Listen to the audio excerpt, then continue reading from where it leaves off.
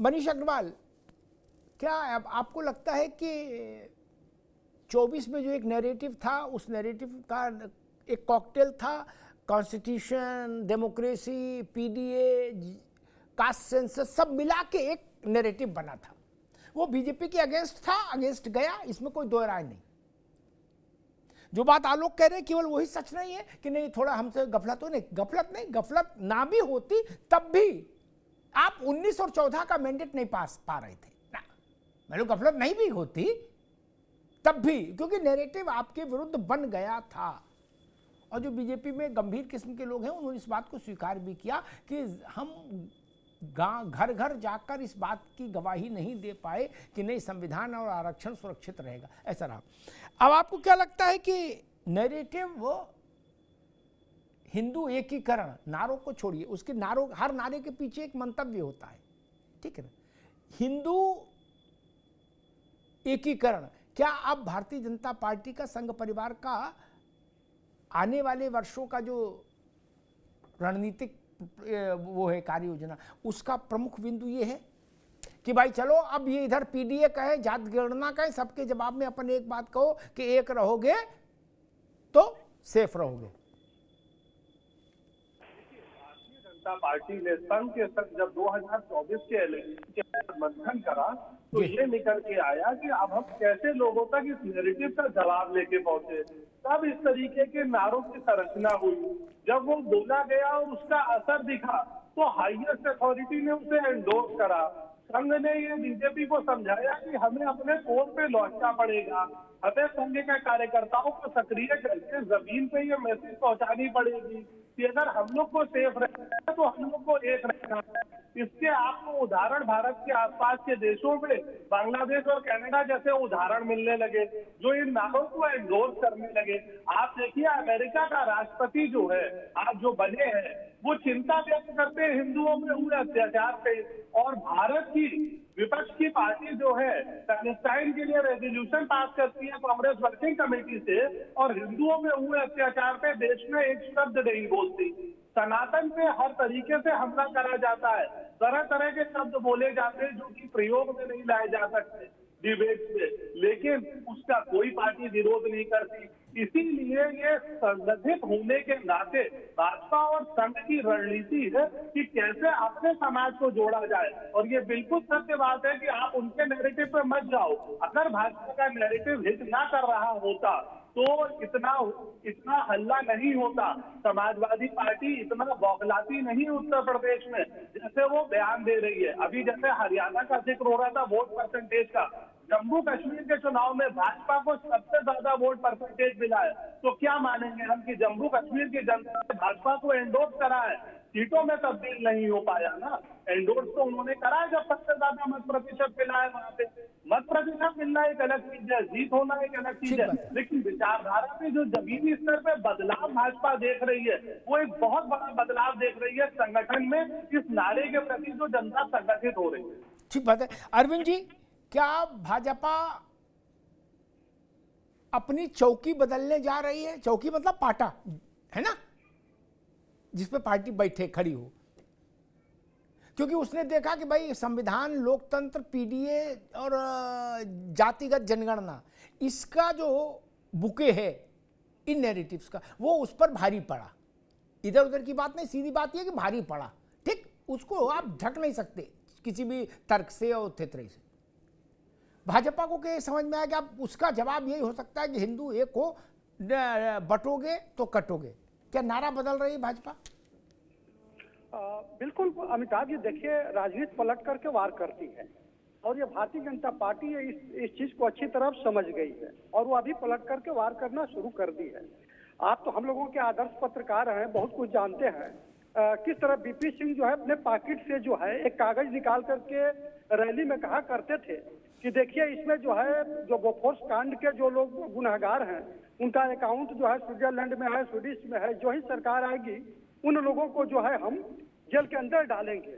जनता ताली बजाती थी, सब कुछ करती थी, और भरोसा भी जताए। तो नारे कभी कभी भरोसा भी स्थापित करते हैं और कभी कभी बहुत खिलाफ भी हो जाते हैं। जैसे 400 का पार का नारा जो खिलाफ गया, लेकिन कटेंगे बटेंगे ये जो नारा है जिसका आपने जिक्र किया, मनीष जी ने किया कि नहीं, ये जमीन पर जो है असर दिखाता हुआ दिख रहा है। अन्यथा जो है वो प्रतिक्रियाएं कुछ इस तरह की नहीं आती कि समाजवादी पार्टी को एक दिन में जो है 2-2, 3-3 पोस्टर लगाना पड़ जाता, या कांग्रेस को जो है इस कदर प्रतिक्रियावादी बन जाना होता कि वह जो है तमाम ऐसे एग्जाम्पल को सामने ला करके आरएसएस को, भाजपा को जो है कटघरे में खड़ा करने की कोशिश होती। निसंदेह जो है आपने सही कहा कि पाटा बदलने की कोशिश हो रही है। कारण उसका स्पष्ट है। भारतीय जनता पार्टी समझ गई है कि सबका साथ, सबका विश्वास, सबका सब कुछ तो ठीक है, वो सारी चीजें अपनी जगह पे है, लेकिन अगर इस देश में शासन करना है तो अपना जो है कोर वोट बैंक मजबूत करना होगा। और उसका एकमात्र कारण सिर्फ यह नहीं है कि पड़ोसी देशों में जो हिंदुओं पर अत्याचार हो रहा है, बल्कि उसका कारण यह है कि भारत की जो डेमोग्राफी बदल रही है। तो आने वाले दिनों में भाजपा समझ गई है कि 20 साल 30 साल के बाद वो स्थिति नहीं रहेगी कि हमारी पार्टी जो है यहाँ पे स्टैंड भी कर पाएगी। तो अभी से वह जो है कुछ इस तरह की रणनीतिक जो है अपना व्यूह रचना शुरू कर दी है, जिसका एक नमूना भर है कि बटेंगे तो कटेंगे, जिसको योगी जी जो है ले करके चतुर्थी उड़ रहे हैं। ठीक है अरविंद जी। आशीष भाई, अखिलेश जी कह रहे हैं कि ये डिवाइड एंड रूल की पॉलिसी है, और ये तो कह रहे हैं कि एक रहो, डिवाइड ना हो, तो फिर डिवाइड एंड रूल कैसे लागू हो गया?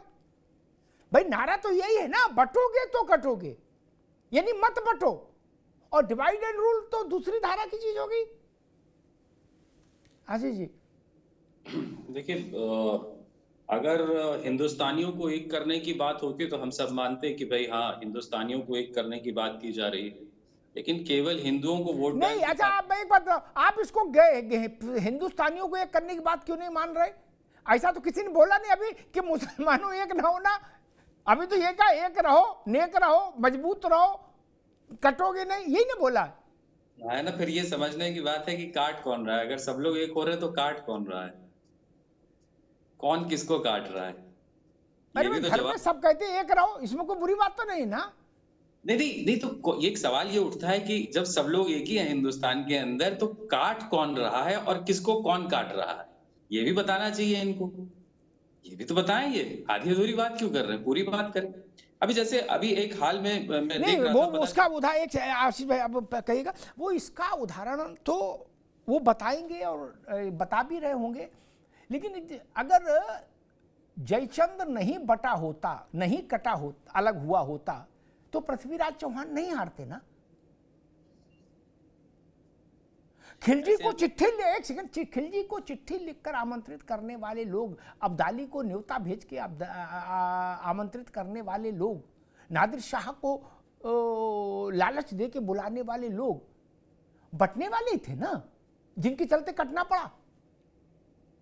आशीष भाई नहीं, इसको तो नहीं नकार सकते, मालूम सपा बसपा भाजपा कुछ कहे, लेकिन ये तो इतिहास सच है, इसे तो इनकार नहीं कर सकते। आशीष जी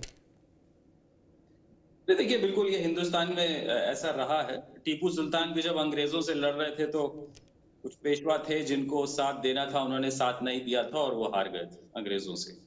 तो कहीं ना कहीं ऐसे बहुत से उदाहरण हैं हमारे इतिहास में, लेकिन ये सब बातें जो हैं बहुत पुरानी हो गई। आज 2024 चल रहा है। आज व्यक्ति जानना चाहता है, बहुत सी चीजें जानना चाहता है कि जो 2014 में 12% टैक्स हुआ करता था, आज 28% है, 14% जो था वो भी आज और बढ़ गया है। तो ऐसी चीजें हैं जो मूलभूत चीजें हैं।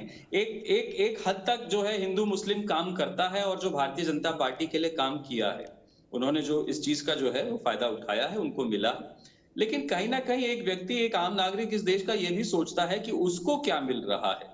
ठीक है, अडानी और अंबानी की संपत्ति बहुत ज्यादा गुना, 10-10 गुना, 20 गुना, 50 गुना आगे चली गई, लेकिन उसकी पर्सनल जो उसके बेटे की आय थी, जो उसकी आय थी, वो तो घटती चली गई कहीं ना कहीं। तो ये भी देख रहा है, तो आदमी ये भी सिर्फ क्योंकि जनता केवल नारों पे नहीं बल्कि कार्यों पे वोट करती है। कहीं ना कहीं कुछ लोग होंगे जो प्रभावित हो जाएंगे ऐसी चीजों से, ये होते भी रहे, लेकिन कहीं ना कहीं जो मूल्यांकन अंततः होगा वो नारों का नहीं, कार्यों का होगा कि आपने किया। ठीक, जो बात आशीष जी ने कही, इस बात का एक अर्थ ये भी है, उनकी बात ठीक है सिद्धांततः, आलोक भाई वो आ रहे हैं पर, कि कार्यों पर ही अंततः जनादेश मिलता है।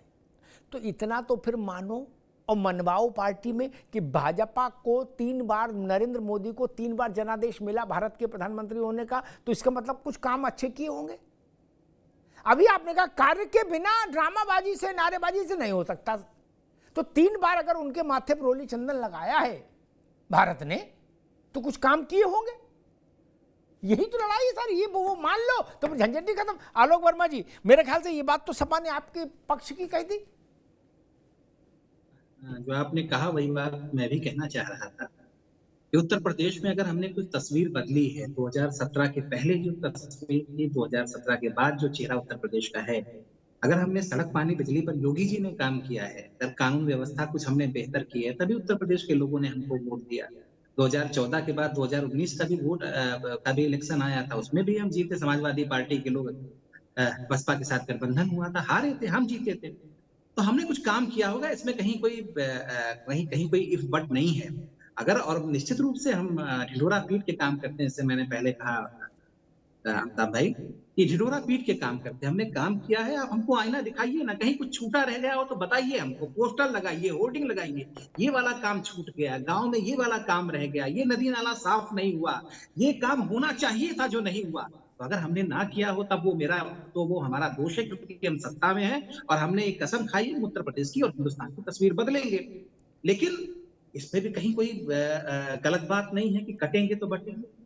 जहां पर जब भी हम कमजोर हुए हैं, जब भी समर्थन कम मिला है, जब भी हम एक नहीं रहे हैं, तब भी बहुत सारी तस्वीरें निकल के आई। बांग्लादेश में तस्वीरें निकल के आई, कनाडा में जो कुछ निकल के आ रहा है वो तो यही बता रहा है ना कि हिंदुस्तानी साथ साथ नहीं है, तो कोई भी उनके ऊपर हमला कर दे रहा है। बांग्लादेश में किस तरीके से हमला किया जा रहा है, पूरे हिंदुस्तानियों पर हमला किया जा रहा था। पाकिस्तान में हम दिन घटते चले गए, आजादी के बाद बंटवारा हुआ और जो लोग वहां अपना घर समझ करके रुक गए, उनकी आबादी कैसे कम हो गई। तो कहीं ना कहीं वो तस्वीर तो पूरे हिंदुस्तान ने देखी और हिंदुस्तान में भी यही तस्वीर निकल करके सामने आ रही है। तो अगर हम ये कह रहे हैं कि कटेंगे तो बटेंगे, तो हम तो ये नहीं कह रहे हैं ना, हिंदुओं को कह रहे हैं, मुसलमानों को कह रहे हैं, सिखों को कह रहे हैं, ईसाई, हम तो ये कह रहे हैं कि एक रहिए, एक साथ खड़े होइए। अगर हमने कुछ बेहतर काम किया है तो हमारे साथ आइए। हम वोट मांगने जाते हैं, आपके दरवाजे पर जाकर हमने तस्वीर बदली है तब हमको वोट दीजिए, और अगर हमने तस्वीर नहीं बदली है तब हमको वोट मत दीजिए। हम तो राजनीति में, हम तो वोट इसीलिए मांगने आते हैं। तो लेकिन बंटवारे का काम कौन कर रहा है? आप ही कर रहे हैं ना। समाजवादी पार्टी के साथी आशीष भाई बड़े भोलेपन से बातें कर रहे थे। माई समीकरण तो आपके नाम के साथ जुड़ा है, मुस्लिम यादव, आपने उसका नाम बदल दिया, ये चिंटू का नाम मिंटू रख दिया आपने। अखिलेश यादव जी आए, पीडीए कर दिया, पिछड़ा, दलित, अल्पसंख्यक। कभी कभी कोई पत्रकार कह देता है तो कहता है अल्पसंख्यक नहीं, वो तो अगड़ा है, वो तो हमने अगड़ा रख रखा है। लेकिन असली बात तो सब जानते हैं, छुपाए तो कुछ छुपता नहीं है साहब। तो सब हिंदुस्तान जानता है, उत्तर प्रदेश जानता है कि किसके साथ उसको खड़ा रहना है। फिर मैं वही कहूंगा, 9 सीटों में इलेक्शन है, हम फिर बता देंगे। हम गफलत में पहले थे, 2024 में भी गफलत में थे, लेकिन अब गफलत में नहीं है। पूरी मेहनत हमने की है, कर रहे हैं। और अखिलेश यादव जी भी जानते हैं, समाजवादी पार्टी के साथी भी जानते हैं कि भारतीय जनता पार्टी के प्रत्याशी शानदार तरीके से फतेह हासिल करने जा रहे हैं। ठीक ठीक।